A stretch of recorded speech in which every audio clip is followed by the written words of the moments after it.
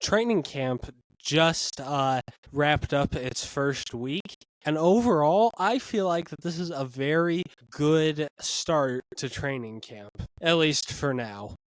What's good, y'all?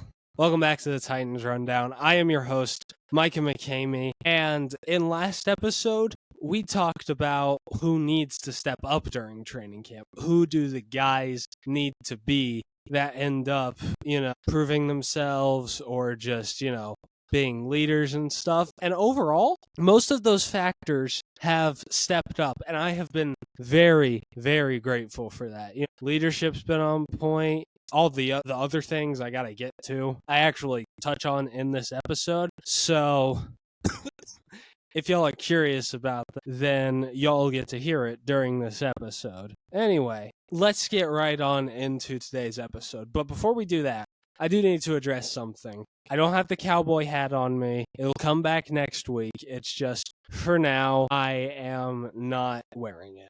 Also, I just want to say one thing. Now, I have made the promise that I would not, talk about my personal life because I'm not a politician and I don't do that stuff. But above all, I am a Christian. I have talked about that before in the past. And, ever since my grandpa died, he had this one bracelet that he always really liked, and he used it to spread stuff. So basically it goes like this. I'm not too sure if y'all will be able to see this, but this bracelet specifically says it's a downward arrow across a tomb, upward, downward. Basically what it represents is Jesus came to earth, he died on the cross, he was buried in a tomb, he rose from the dead and then rose to heaven, and he's coming back for us. I'm not trying to shove it down your throat like, get baptized right now. And I'm not trying to do anything that would make you feel uncomfortable. All that I'm saying is that my grandpa would have really appreciated me doing that. So I just wanted to talk about that. But anyway, let's get on into today's actual episode. Get away the sob story stuff that, y'all don't want to hear about, if I'm being honest. But anyway, let's move into my notes for training camp. Okay, so first off, we got to talk about the man, the myth, the legend, the one that everybody wants to hear about, the one that everybody's eyes are on, and that, of course, is most definitely NWI, baby. Yeah, no, he's been great. He's been making big plays. And wait, y'all really don't want to hear about NWI. I know that. Let's talk about someone else. Will Levis, the one that y'all actually want to hear about. He's been good. He's been pretty dang good. He started out on day one going 11 of 16, having a good day, even with the offense being just a little bit sloppy with the offensive line, some other variables. Like, even though day one was a little sloppy, he was a bright spot in that day, and he was connecting with passes, building chemistry. Good day on day one. Day two, he was even sharper, and he went 11 of 14. And people will tell you that was actually a really great... This was his best day by far because the O-line was working together. Bill Callahan was getting on them because of the bad practice that they had the day before. So, that was also a really good practice for him. Again, connecting with receivers. We didn't get into the deep routes just yet, but, we were just trying to experiment with the short routes, that type of stuff.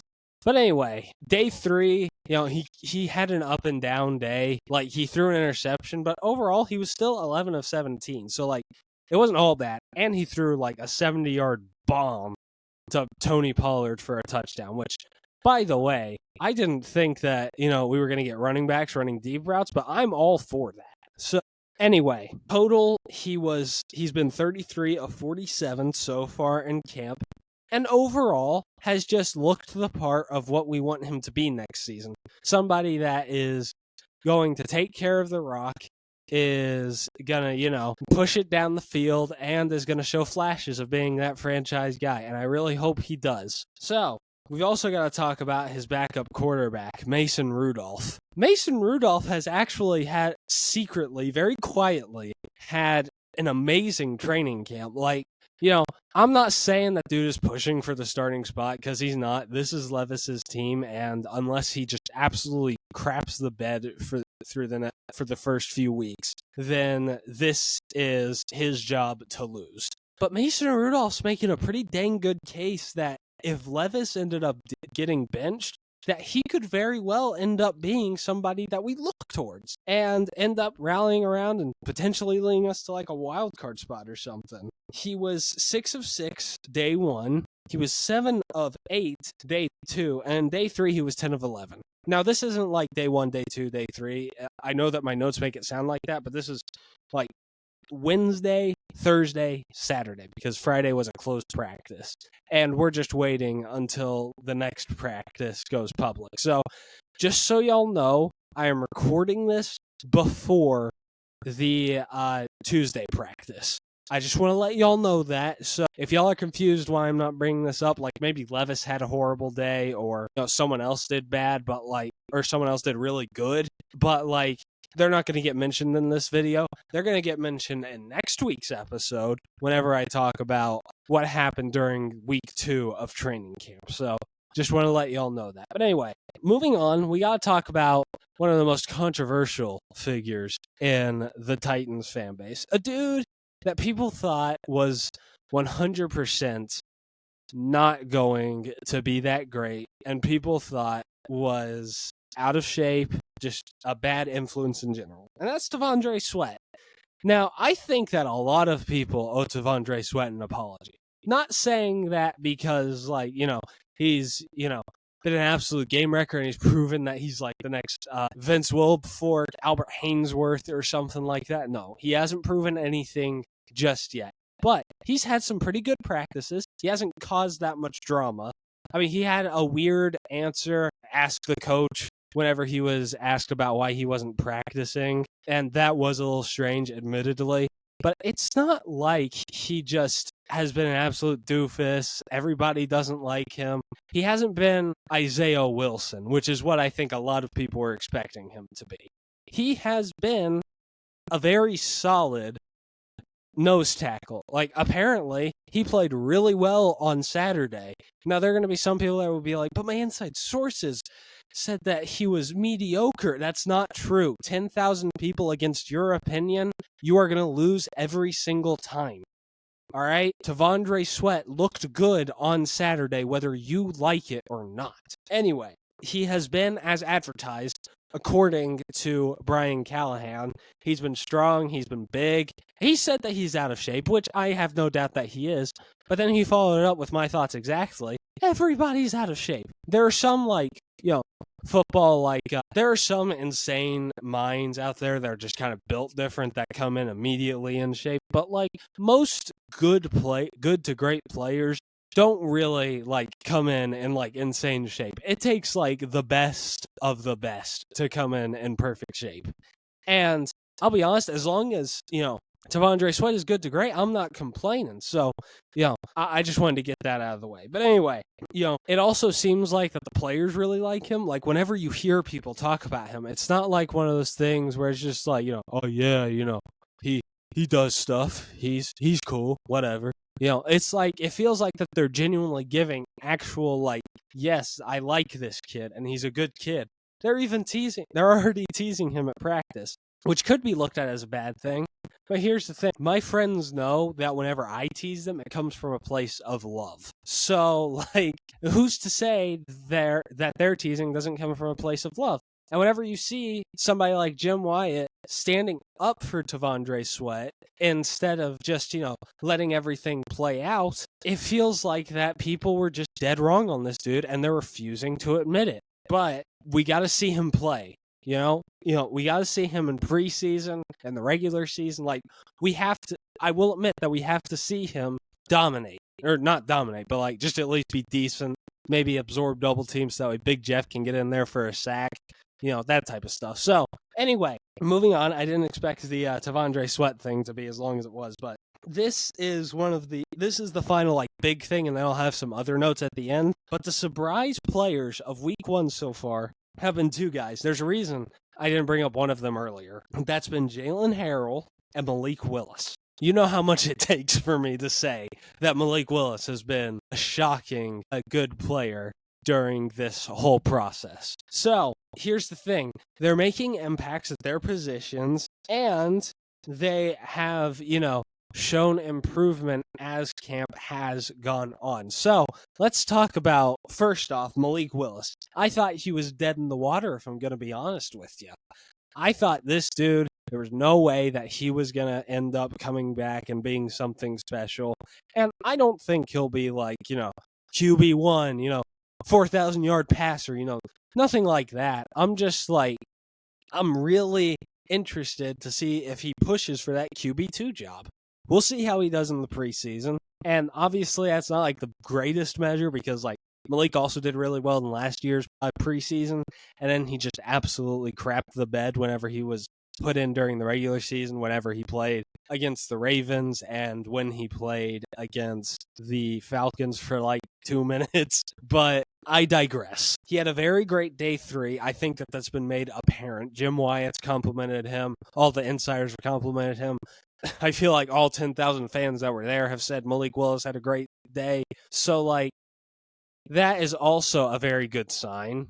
If anything, he may have outplayed the two quarterbacks that day, because as much as I love Will Levis, he was very up and down that day. So, with Willis playing that well, I think, not that he's going to push for the starting job or anything, but maybe he can make a push for the backup job.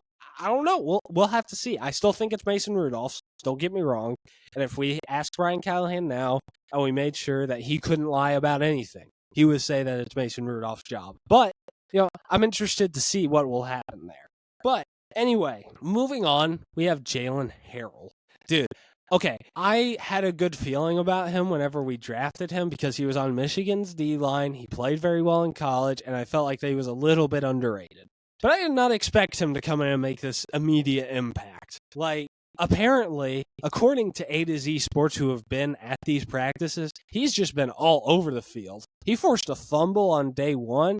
He's gotten 2 sacks so far. Dude is showing that he could push for that edge job. He could end up trying to compete with, Arden Key and Rashad Weaver, those guys. And it makes me really excited because somebody that young can still develop. And if he keeps on developing, maybe he could end up being something special. And I know this is probably an overreaction, mostly because of the fact that he really hasn't, done anything yet. Like I said about T-Sweat, he hasn't done anything. And he was also a 7th round pick. And our right side of the O-line has questions. We'll get back to that. But he still played very good, and you can't take that away from him. And I'll be honest, I am really excited to see what he does in preseason. That's one of the most interesting narratives during this year's preseason. But anyway, I'm getting carried away. I have a couple of side notes, and then I'll wrap. Callahan has been so much different from Mike Vrabel in just one way and one way only. It's the fact that he's open about the media. He talks to them about oh yeah, this dude's playing really good. This dude, I like him. He's been talking very honestly with the media. And he came up front in his press conferences to tell all of us who was injured and who's going to be okay and who's going to miss a few weeks. That's big. That's huge. We want to know what's happening with our players. We don't want to be oh yeah, let me try and think of a random example. Lloyd Cushenberry, he's expected to come back in 2 weeks, but I don't know. Vrabel wasn't too clear about that. We don't have that. Callahan is look, up front, let me use Cheeto as an example because that's what's actually happened. Cheeto, he had a calf injury. He's going to be out for a few weeks. That is something that is great progress from what we had before with an old school defensive mind who didn't give a crap about offense. And, hold on, that rant makes it sound like I think that Vrabel is a bad coach. He is not a bad coach in the slightest. Very good coach. He's very good for a team that is ready to win now, and that's why I think that the Saints job will be the best for him once Dennis Allen inevitably gets fired. But I really just don't think he fit this roster, and people made such a big deal out of it. They've been talking about, we're going to stay they're going to stay a running offense. Good luck with that. But then we fire Mike Vrabel and we let Derrick Henry go, the two biggest factors into the idea that we ran the ball too much. And everybody was just like, oh, they're going to go downhill. They're going to suck now.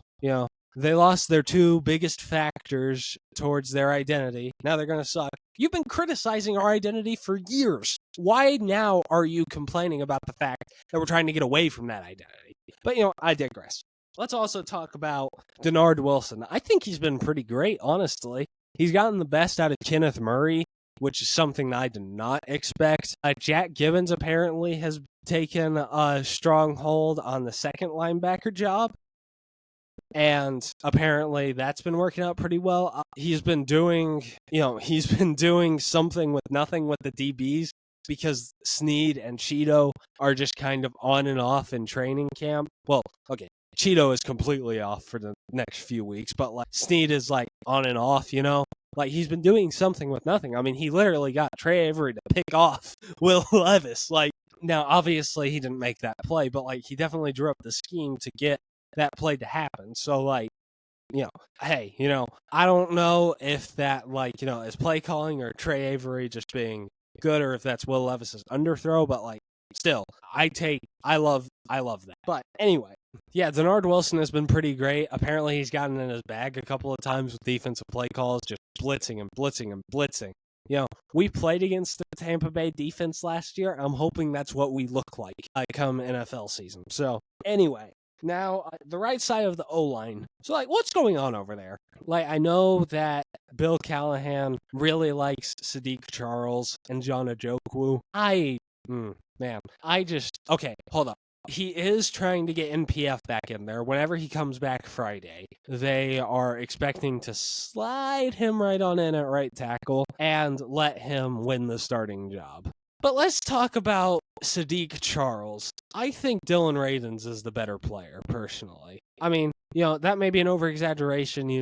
Sadiq is still trying to get meshed in, and we still got to get the pads on, but, I don't know, man. I just like Radins more than I do Sadiq. He gained weight. He was solid at right tackle, a position that he had no business playing. So, why not give him a shot at the starting right guard spot? Whenever the dude that he's competing with is the dude that was the biggest weakness on a very bad O-line last year. You know what?